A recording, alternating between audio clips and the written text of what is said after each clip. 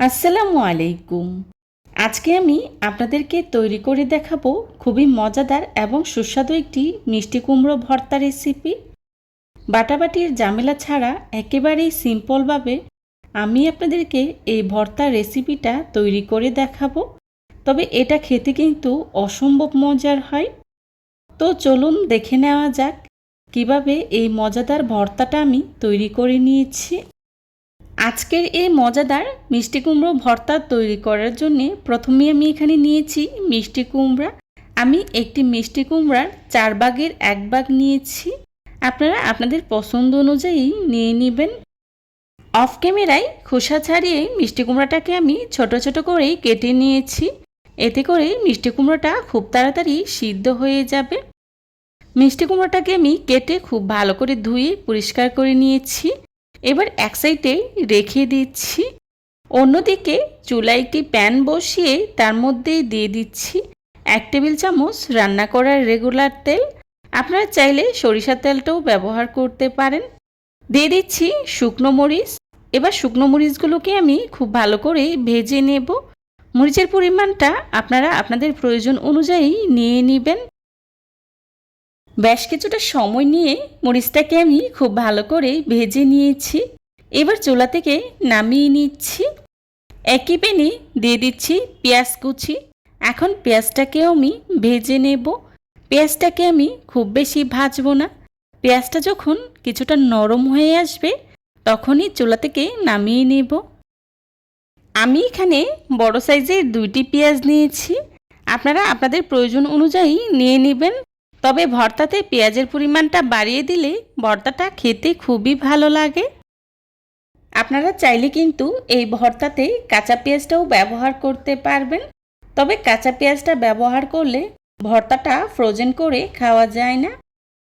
পেঁয়াজটাকে আমি বেশ কিছুটা সময় নিয়েই ভেজে নিয়েছি। এবার চুলা থেকে নামিয়ে নিচ্ছি।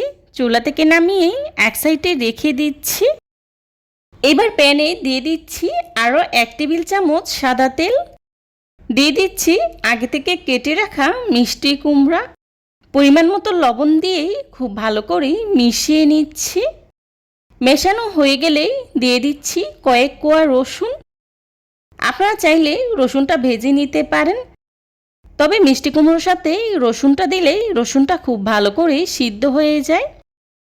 এবার ঢাকনা দিয়ে ঢেকে চুলা রাসটা মিডিয়ামে রেখে মিষ্টি কুমড়োটাকে আমি খুব ভালো করে সিদ্ধ করে নেব। আমি যেহেতু মিষ্টি কুমড়াটাকে ছোট ছোট সাইজ করে কেটে নিয়েছি, তাই মিষ্টি কুমড়াটা সিদ্ধ হতে খুব একটা সময় লাগবে না, অল্প সময়ই সিদ্ধ হয়ে যাবে।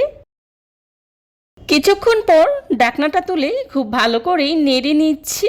আবারও ঢাকনা দিয়ে ঢেকে পুরোপুরি সিদ্ধ হয়ে আসা পর্যন্ত অপেক্ষা করব। আমি মাঝখানে কয়েকবার ঢাকনাটা তুলেই নেড়েচেড়ে দিয়েছি, যাতে করে মিষ্টি কুমড়াটা প্যানে লেগে না আসে। আর এভাবে করেই মিষ্টি কুমড়াটাকে আমি খুব ভালো করে সিদ্ধ করে নিয়েছি। দেখতেই পাচ্ছেন মিষ্টি কুমড়াটা কী পরিমাণে সিদ্ধ হয়েছে। এবার চুলা থেকে নামিয়ে নিচ্ছি। চুলা থেকে নামিয়ে এক সাইডে রেখে দিচ্ছি। আজকের এই মিষ্টি কুমড়া ভর্তাটা আমি মাটির বাটনায় তৈরি করব। তবে আপনারা চাইলে শিলপাটায় বেটে অথবা ব্লেন্ডারেও তৈরি করে নিতে পারবেন। দেখতেই পাচ্ছেন প্রথমে আমি মাটির বাটনায় শুকনো মরিচগুলোকে খুব ভালো করে ম্যাশ করে নিচ্ছি। শুকনো মরিচগুলোকে আমি বেশ কিছুটা সময় নিয়ে খুব ভালো করে ম্যাশ করে নিয়েছি। তবে আপনারা চাইলে কিন্তু হাতের সাহায্যেও শুকনো মরিচটাকে ম্যাশ করে নিতে পারবেন। শুকনো মরিচটা ম্যাশ করে নেওয়া হয়ে গেলেই দিয়ে দিচ্ছি আগে থেকে সিদ্ধ করে রাখা মিষ্টি কুমড়া। এবার মিষ্টি কুমড়াটাকেও আমি খুব ভালো করে ম্যাশ করে নেব।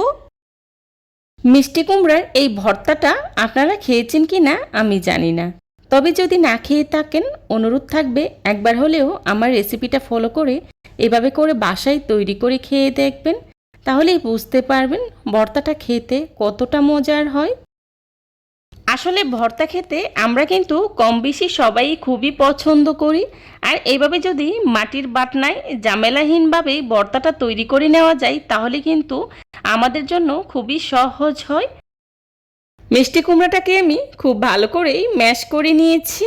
এই পর্যায়ে দিয়ে দিচ্ছি আগে থেকে ভেজে রাখা পেঁয়াজ দিয়ে দিচ্ছি ধনিয়া পাতা কুচি। ধনিয়া পাতা কুচিটা অবশ্যই ব্যবহার করার চেষ্টা করবেন, এতে করে ভর্তাতে খুব সুন্দর একটা ধনিয়া পাতার ফ্লেভার পাওয়া যায়। এখন সব কিছুকে একসাথে আমি খুব ভালো করেই মিশিয়ে নিচ্ছি। মেশানো হয়ে গেলেই সবশেষেই দিয়ে দিচ্ছি 1 টেবিল চামচ সরিষার তেল। সরিষার তেলটা দিয়েই আবারও খুব ভালো করেই মিশিয়ে নিচ্ছি।